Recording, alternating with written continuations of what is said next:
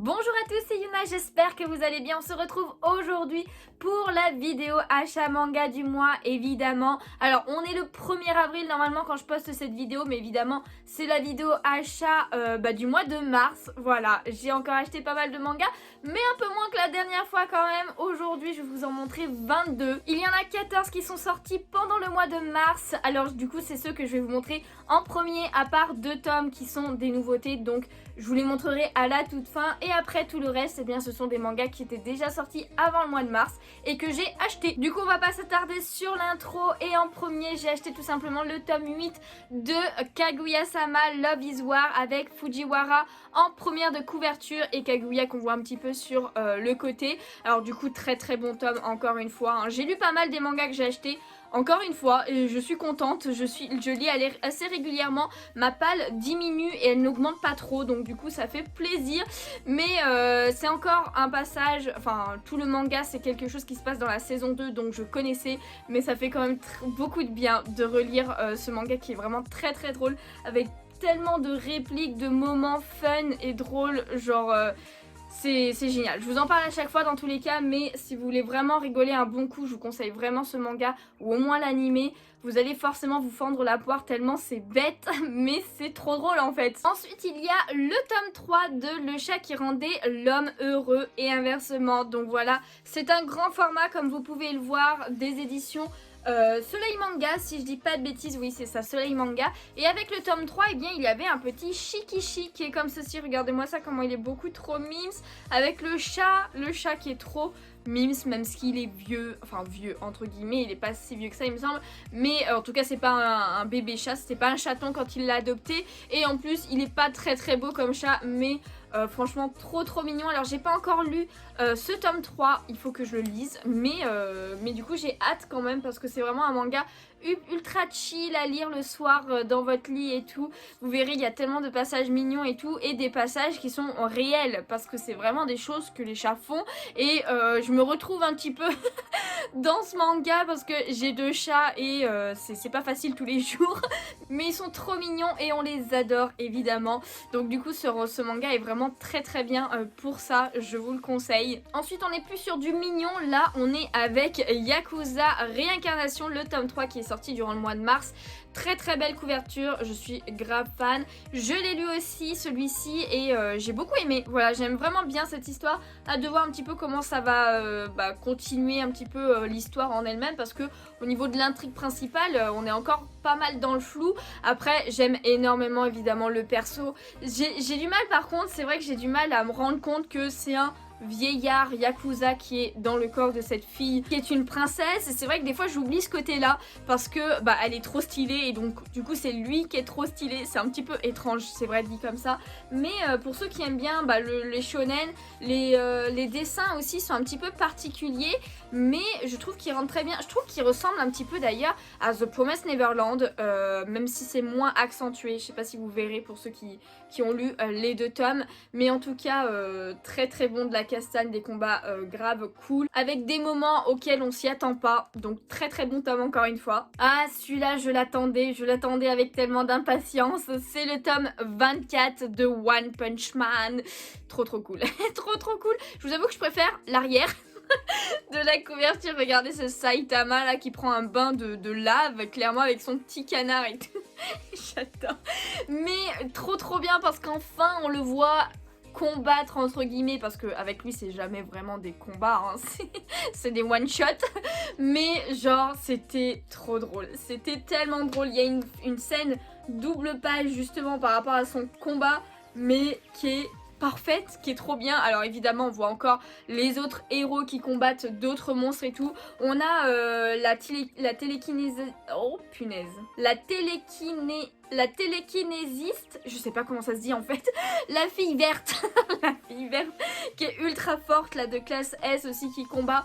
Grave stylé cette fille, hein, vraiment grave stylé. Alors lui, franchement, j'ai du mal avec ce perso quand même par contre, hein. C'est beau gosse, je sais plus comment il s'appelle là. J'ai un peu de mal, mais j'ai l'impression qu'il cache quelque chose en fait, c'est pour ça. Donc on verra bien comment sera la suite, mais c'est long entre chaque tome quand même, hein. Ensuite on a le tome 10 de Fairy Tail 100 Years Quest qui est sorti pareil au mois de mars. Je l'ai lu parce que j'ai enfin pris le temps de relire toute la série. J'avais lu peut-être que les 3-4 premiers tomes, un truc comme ça, et du coup j'ai tout relu et ça tombait bien que le tome 10 sortait parce que comme ça j'ai pu le lire à la suite. Clairement j'aime beaucoup, de toute façon je suis très fan de Fairy Tail en général, et c'est vrai que 100 Years Quest, et ben, c'est quand même plutôt pas mal, hein, plutôt pas mal. Ils sont dans la mouise, clairement ils sont dans la mouise comme d'habitude, j'ai envie de dire, mais j'aime beaucoup. Il y a des surprises, il y a des grosses surprises, il y a des gros combats, des combats stylés, des méchants stylés, ce genre de choses et tout, que du Fairy Tail comme j'ai envie de dire. C'est la suite dans tous les cas, mais on adore. Ensuite il y a le tome 3 de Horimiya aussi qui est sorti, donc voilà, pareil, je l'ai lu celui-ci. Après je connais parce que j'ai vu l'animé que j'avais beaucoup aimé, c'est pour ça d'ailleurs que j'avais pris le manga, mais voilà, on continue un petit peu, la relation évolue entre Ori et Miyamura, voilà, qui sont les deux persos, donc c'est pas ceux qu'on voit, là c'est les membres du BDE qu'on voit, voilà, donc c'est plutôt pas mal aussi que sur les jaquettes ça soit pas tout le temps les héros principaux, j'ai envie de dire, ou même les personnages principaux, même si on les voit régulièrement et on les voit bien d'ailleurs dans ce tome là, donc c'est assez représentatif au niveau de la couverture. En tout cas là c'est une bordure jaune, c'est vraiment très flash à chaque fois, et au niveau et en fait la couverture sur le côté et sur l'arrière c'est toujours la couleur du titre du manga, enfin du tome en tout cas.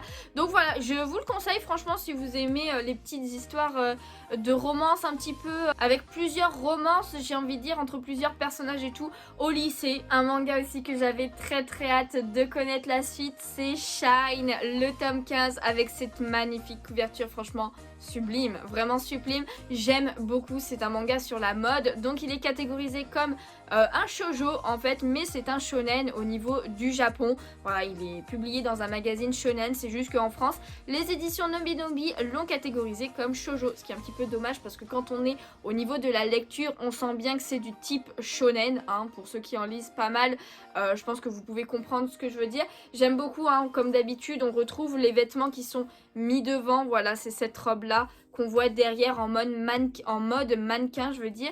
Et d'ailleurs oui, bah oui, on a les deux robes en fait, je viens de tilter, mais comme ceci, si on met en grand, on a les deux robes qui sont représentées.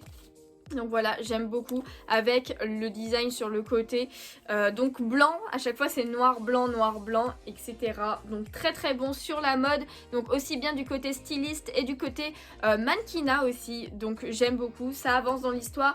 Là à la fin, j'ai trop hâte, il y a des super belles scènes parce qu'on arrive à un défilé, donc du coup très belle scène, très beau dessin parce qu'il est trop beau, il est super bien fait, donc très hâte de voir comment va se terminer ce défilé au prochain tome. Alors ce mois-ci il y en avait pas mal que j'attendais beaucoup, comme à chaque fois j'ai envie de dire, mais en tout cas il y avait aussi le tome 35 de Yona, Princesse de l'Aube. C'est un de mes shoujo préférés clairement, et c'est un shoujo aussi qui peut, je pense, clairement être lu par les garçons, parce que de base les shoujo c'est pour un public féminin, enfin jeune fille en tout cas, mais celui-ci il y a quand même pas mal, comme je dis à chaque fois, des guerres, des combats, du fantastique, il y a aussi des complots et tout avec les rois, enfin l'empereur, etc., la princesse évidemment, ce genre de choses.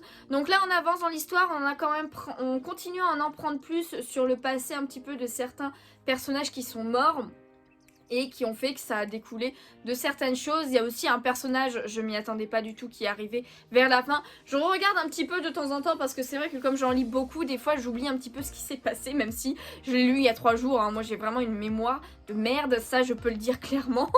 mais du coup très bon tome encore une fois. Évidemment j'ai hâte de lire la suite, je vous montre l'arrière aussi, il faudrait que je pense un petit peu plus souvent à vous montrer l'arrière, mais très belle image de Suwon. Alors pour celui-ci j'ai pas encore lu le tome, mais il s'agit de Magus of the Library, le tome 5. Regardez-moi cette magnifique couverture, non mais est-ce que c'est pas sublime, les détails, les couleurs et tout, franchement à chaque fois ce manga il me régale au niveau des yeux. Clairement c'est une pure merveille. Donc voilà, je vous montre l'arrière aussi qui est un petit peu moins détaillé, mais le devant est magnifique. Et évidemment à l'intérieur, alors je vais essayer de prendre une page sans trop me spoiler, mais par exemple vous pouvez voir ça comme ceci, il y a vraiment genre beaucoup de dessins, beaucoup de détails, je veux dire, pas de dessins mais de détails sur pas mal de choses, et c'est sur l'univers du livre, de l'histoire et tout. Alors je m'en rappelle plus parce qu'ils mettent très longtemps à sortir les tomes entre chaque tome tout simplement, donc ça fait très longtemps que j'ai lu les 4 premiers tomes, mais voilà, on suit un petit garçon qui rêve, qui adore lire et qui rêve de protéger les livres parce que voilà, il existe un métier, je sais plus exactement comment ça s'appelle, mais pour protéger les livres, pour les récupérer un petit peu aux 4 coins du monde, etc. Et il y a une énorme bibliothèque, etc. etc. Alors il y a un petit peu de fantastique parce que le garçon est un demi-elfe, je crois, en tout cas il a les oreilles pointues, alors il me semble que c'est un demi-elfe. Mais en tout cas, elle par contre je sais pas du tout qui c'est, donc peut-être un perso qu'on voit dans ce tome là. Donc faudrait que je relise un petit peu le 4 pour me remettre un petit peu dans l'histoire avant de lire celui-ci, c'est pour ça que je l'ai pas encore lu. Bon, celui-là j'ai pas besoin de vous en parler trop, Boruto. Le tome 13 est sorti au mois de mars et là je ne l'ai pas encore lu parce que j'ai pas lu le 12 sûr et peut-être pas le 11, donc voilà, il faut que je me rattrape un petit peu, mais je suis pas trop en retard donc ça va encore. Donc voilà, je sais pas exactement ce qui se passe dans celui-là, mais j'imagine que c'est bien. Je vous précise d'ailleurs, le manga est mieux que l'animé. J'ai pas vu l'animé entièrement évidemment parce que j'ai lâché au bout d'une centaine d'épisodes, un truc comme ça.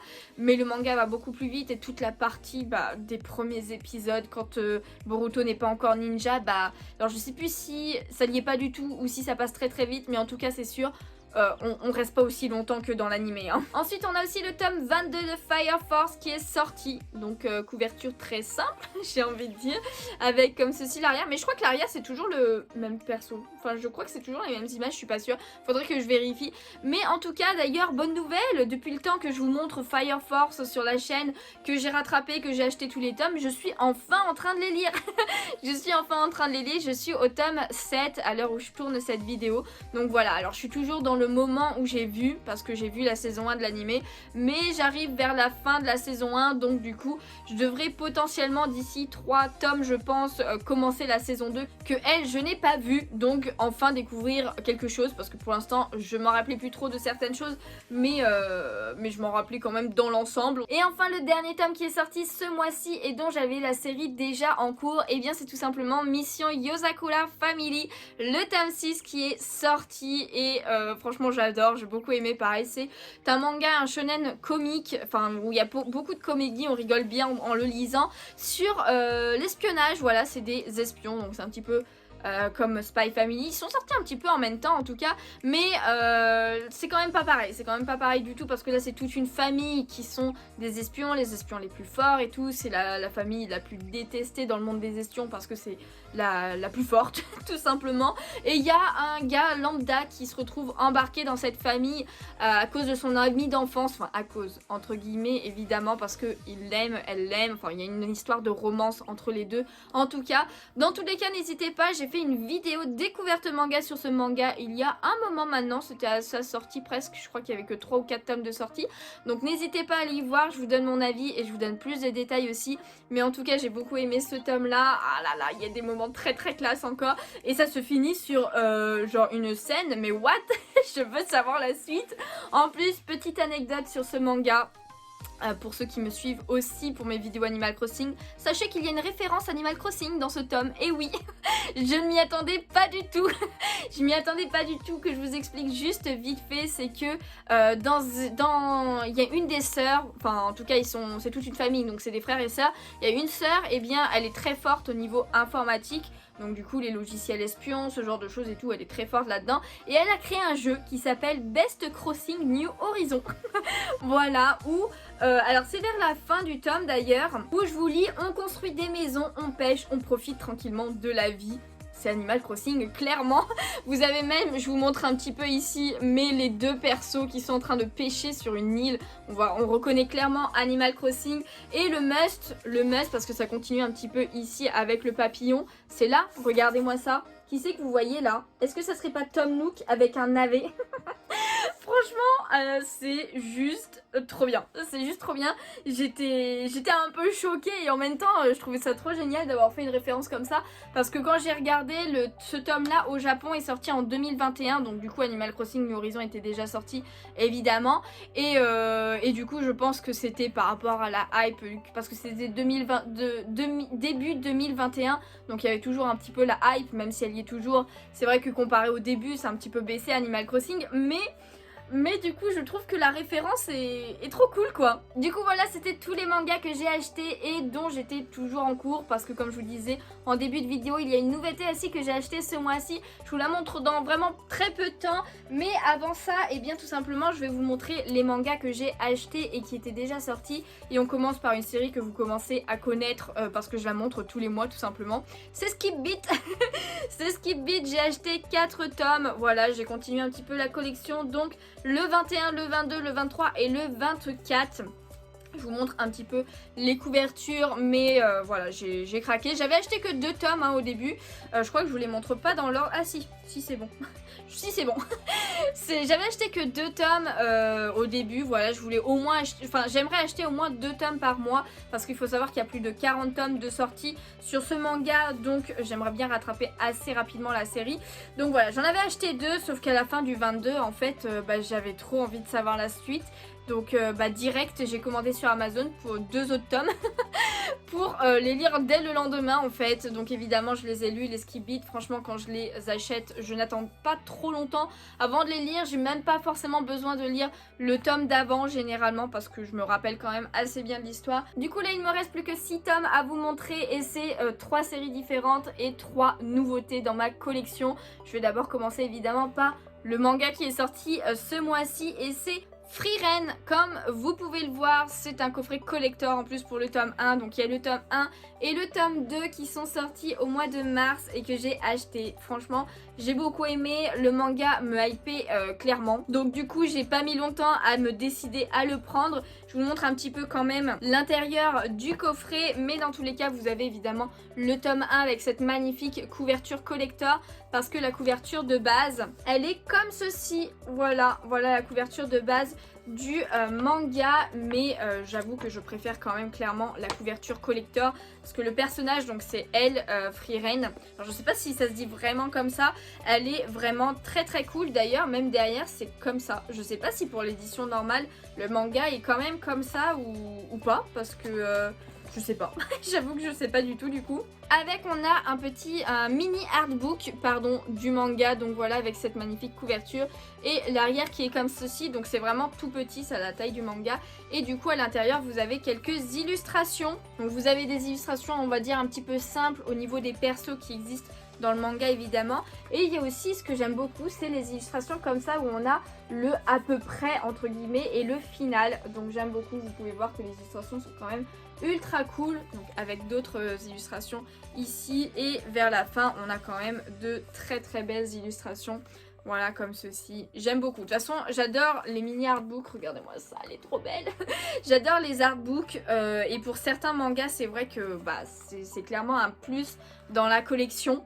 Et je suis bien contente d'avoir pris le collector en tout cas, rien que pour ça. Je vous montre l'arrière du tome 1 aussi et après voici du coup le tome 2 qui est comme ceci avec l'arrière qui est comme ceci. Voilà tout simplement. En tout cas au niveau de l'histoire que je vous en parle un petit peu quand même vu que c'est une nouveauté. Donc on suit Frieren qui est une elfe. Donc une elfe qui vit très très longtemps. Les elfes il n'y en a pas beaucoup dans le monde et ils ont une espérance de vie très très longue. Donc je sais plus quel âge elle a déjà au tout début du manga mais je sais pas, elle doit avoir peut-être 200 ans ou un truc comme ça. Enfin bon, elle est quand même assez vieille, mais pas si vieille que ça au niveau des elfes. Mais en tout cas, elle a fait partie d'une équipe de héros. Donc c'est ceux qu'on voit juste derrière. Donc il y avait le médecin, enfin le soigneur entre guillemets. Il y avait le héros de base, l'épéiste, ce genre de choses. Et il y avait un nain aussi. Donc voilà, lui c'était le leader du groupe et elle c'était la magicienne. Voilà, tout simplement. Alors lui, non, c'est un prêtre d'ailleurs, je dis n'importe quoi, mais je crois qu'il jouait le rôle du soigneur aussi, ou un truc du genre. Mais en tout cas, elle était vachement badass. Enfin bon, ils étaient un peu tous badass. Et en fait, pendant 10 ans, ils ont fait une aventure pour vaincre le roi démon, ou un truc du genre. Et le manga commence quand ils ont vaincu le démon. Alors on voit même pas le combat en fait, on voit pas du tout le combat. On les voit juste revenir dans la capitale acclamée en héros, entre guillemets, se faire une grosse soirée pour fêter ça et après bah tout simplement se séparer, voilà, se séparer. Et on va suivre Frieren qui elle du coup pour elle 10 ans c'était rien, donc c'était juste une petite aventure sans attache forcément. On voit qu'elle est très neutre au niveau facial, voilà, ses expressions on les comprend pas trop, enfin on les comprend pas trop, elle les montre pas en tout cas, ce genre de choses.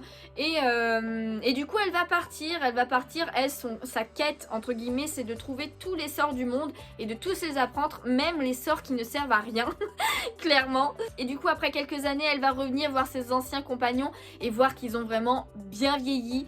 Et c'est à la mort de l'épéiste, voilà, du leader, qu'elle va tout simplement essayer de vouloir comprendre un peu mieux les humains, parce qu'elle se rend compte que finalement bah, la vie est très courte et que les relations sont super importantes, etc. Donc elle va prendre une disciple humaine sous son aile, etc. Bon, on la force un petit peu, j'ai envie de dire, il y a un de ses compagnons qui la force un petit peu, mais on va la suivre dans ses aventures. Elle va se retrouver de nouveaux compagnons, toujours à la recherche de nouveaux sorts, ce genre de choses. Elle va aider son prochain au passage. C'est très chill comme lecture, il y a des combats, mais c'est pas ça, j'ai envie de dire, le principal. C'est vraiment de suivre, de voir comment elle ressent sa relation avec les autres humains, enfin les autres personnes, etc., etc. Même eux, comment la perçoivent, parce qu'elle est quand même très différente. Après, il y a des moments très stylés parce qu'elle est forte, voilà, elle est très forte. Mais j'aime beaucoup, c'est très rafraîchissant en fait comme lecture au niveau shonen.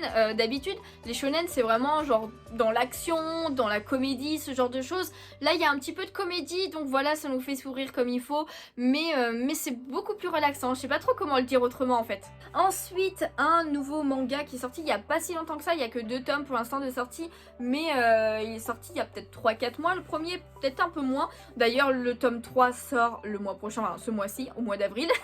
Et c'est ce manga là, voilà, Failure Frame. Alors je sais pas si ça se dit bien, moi et l'anglais ça fait vraiment 40 000. Mais et le sous-titre c'est devenu le plus puissant, je les défonce tous avec mes sorts de noob. Franchement j'adore, j'adore. Rien que le titre m'a un petit peu intriguée, je vous avoue.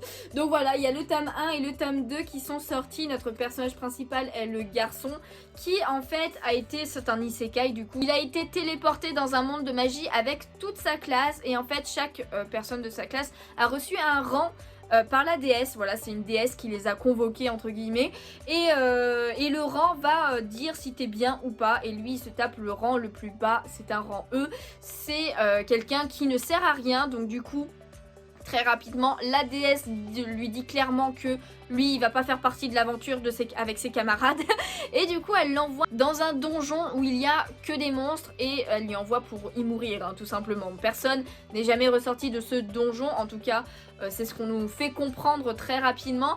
Et finalement il regarde un petit peu ses attaques du coup, parce que ça fait un petit peu comme un jeu vidéo, hein. Il ouvre une fenêtre, il voit ses attaques, etc. Et du coup lui il a que 2 attaques, c'est paralysie et poison. Donc voilà, ce ne sont pas des sorts offensifs clairement. Donc du coup eh bien ce qu'il va faire c'est qu'il va faire des tests en essayant de battre les monstres, parce qu'il ne veut pas mourir et il veut clairement buter cette déesse. C'est clairement ça. Alors au niveau des termes utilisés, des mots utilisés, c'est un peu trash hein, des fois, mais franchement c'est assez cool. C'est peut-être plus réaliste d'ailleurs par rapport à nous en fait, à notre époque actuelle, si vraiment on était envoyé comme ça, comme lui il a été dans un autre monde et qu'on nous disait qu'on sert à rien. Donc du coup voilà, franchement c'est très drôle et finalement avec ses juste 2 pouvoirs, et ben il va pouvoir déglinguer tout le monde. il va devenir ultra fort et son objectif du coup est de tuer la déesse.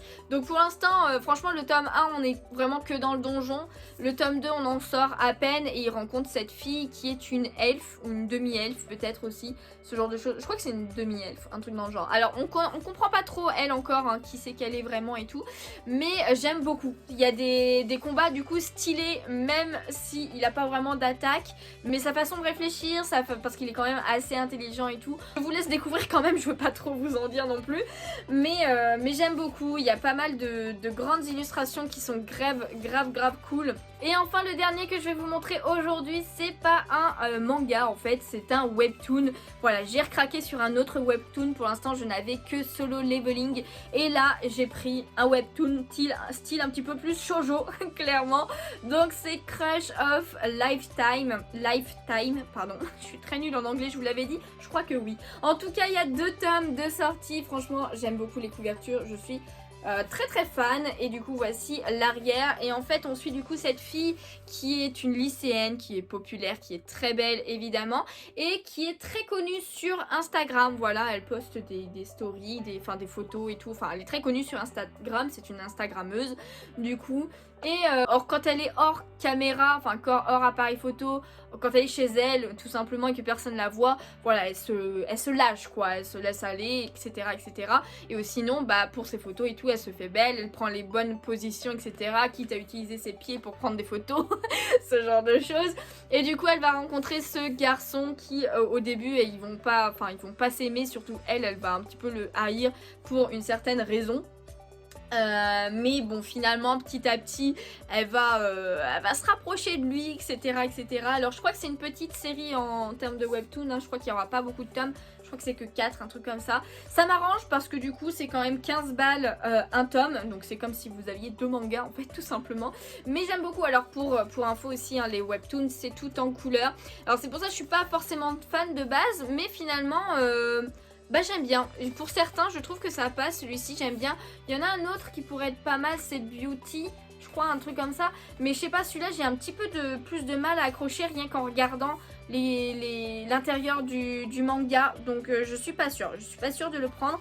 En tout cas j'aime beaucoup cette petite romance et tout, et j'ai hâte de savoir la suite. Du coup voilà, c'est la fin de cette vidéo achat manga, j'espère vraiment qu'elle vous a plu. Si c'est le cas, n'hésitez pas comme à chaque fois à laisser le petit pouce bleu, ça fait toujours ultra plaisir, à vous abonner si ce n'est pas déjà fait, et évidemment à me dire quels ont été vos derniers achats manga dans les commentaires. Voilà, qu'est-ce que vous avez acheté au mois de mars, je suis curieuse. Est-ce qu'il y en a que j'ai acheté que vous avez aussi pris? N'hésitez pas à me dire votre avis, voilà, si vous en avez un différent ou même si vous avez le même avis. Dans tous les cas c'est toujours bien pour moi de savoir un petit peu ce que les gens pensent aussi, et je pense aussi pour d'autres qui n'ont pas lu d'avoir des avis différents dans les commentaires. Donc voilà, merci beaucoup à vous d'avoir regardé la vidéo. Petite info, normalement si tout se passe bien, demain matin, voilà, samedi, demain matin sur YouTube, on fera un live manga où on parlera de tout ce qui va sortir au mois d'avril. Voilà, tous les tomes qui vont sortir, aussi bien les nouveautés que les tomes en cours. Je sais pas combien de temps durera le live, je vous avoue. Alors, il peut pas durer toute la journée, ça c'est clair. Mais je pense clairement minimum jusqu'à midi, je pense peut-être 13 h. Après, si on n'arrive pas à tout faire, eh ben, j'essaierai de mieux faire pour les prochaines fois. C'est vraiment la première fois que je fais un live comme ça, donc je sais pas exactement combien de temps ça va me prendre.